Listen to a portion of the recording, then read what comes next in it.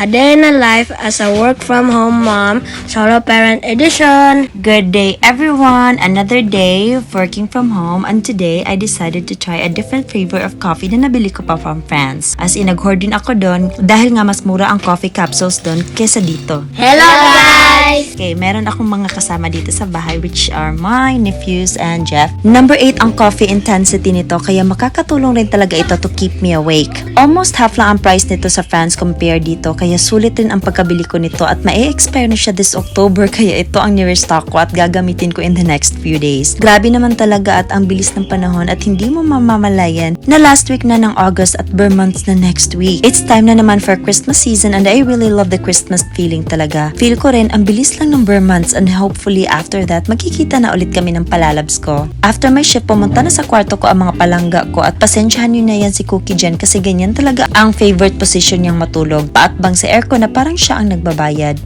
Hinintay lang rin ako nang matapos sa work ko at dumiretso na ako sa kusina at nagluto ng breakfast ni Jeff na rice at hotdog lang kasi pagod na ako at gusto ko nang mag-nap. Walang pasok si Jeff today because it's a weekend so nasa bahay lang siya.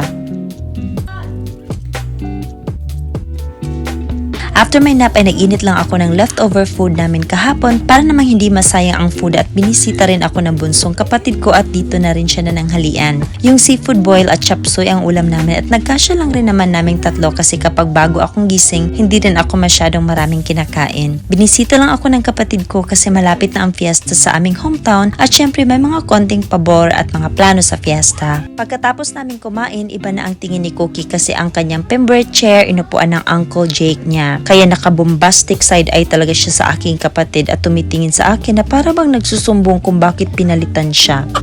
Umalis na rin agad ang kapatid ko at lonely naman yung aking palangga dahil wala kaming bisita. Pabibo kasi yan kapag may bisita kami sa bahay. I just get myself activated to clean the house and reorganize some stuff. Kapag si Jeff nga rin nandito, na-rearrange ang mga gamit at medyo marami ring alikabok kaya naglinis lang ako ng konti.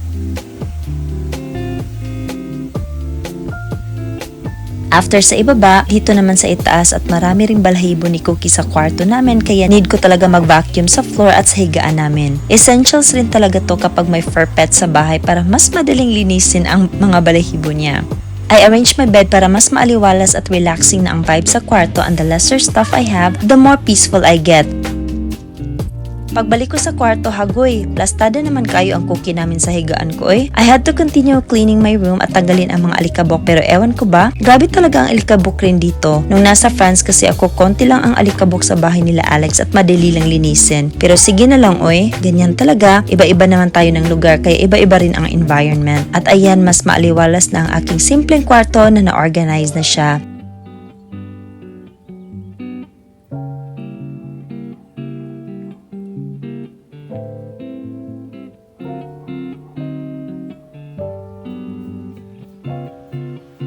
I had to continue also cleaning downstairs kasi marami ring alikabok sa mga table, mga ibabaw ng cabinet na hindi maiiwasan.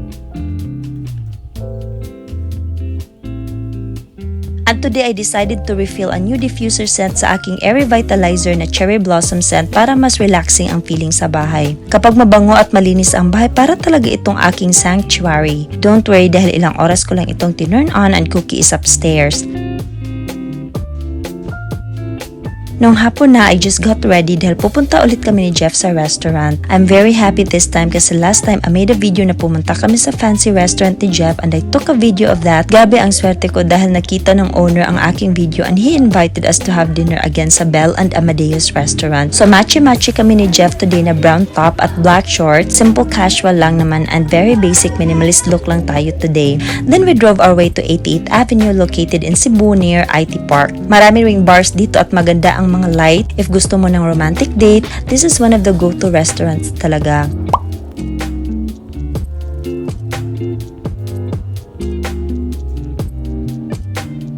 While waiting for our food, pagwapo muna si Kuya Jeff dyan. Then I got my favorite na amaretto sour drink dito, and we were served the scallops first for our appetizer, which is Jeff's favorite sa restaurant nila. Alam mo, it's so weird dahil nagustuhan din talaga ni Jeff ang caviar, pero ako parang okay lang naman, parang lato siya na sosyal.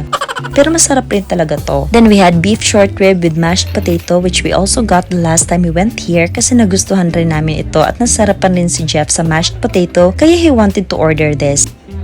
We also tried the chicken mosaic for the first time, and it's wrapped with a seaweed wrap and perfectly plated with a sauce and mashed potato rin. This is another good meal we tried and we enjoy dining here. The more we eat together ni Jeff, the closer we get rin sa bonding namin kasi nag-uusap kami about the food and Jeff is so open on his thoughts about this, what he likes, what he doesn't like, and talk about something he also wanted to try together. So to end our meal, we tried the bestseller Choco Lava with pesto ice cream. Jeff was really not into cakes, but this one made him try several times kasi nagustuhan din talaga niya ang melted chocolate. Overall, we had a really great dining experience and would love to be back here again. We then went home and got unready. Napagod din ako sa paglilinis kanina and walang work later, so for sure, mapapasarap ang tulog ko nito at hindi na putol-putol. Yun ang gusto ko kapag weekend dahil nakakatulog talaga ako sa buong gabi. It was a really amazing day and thank you so much for watching. Bye!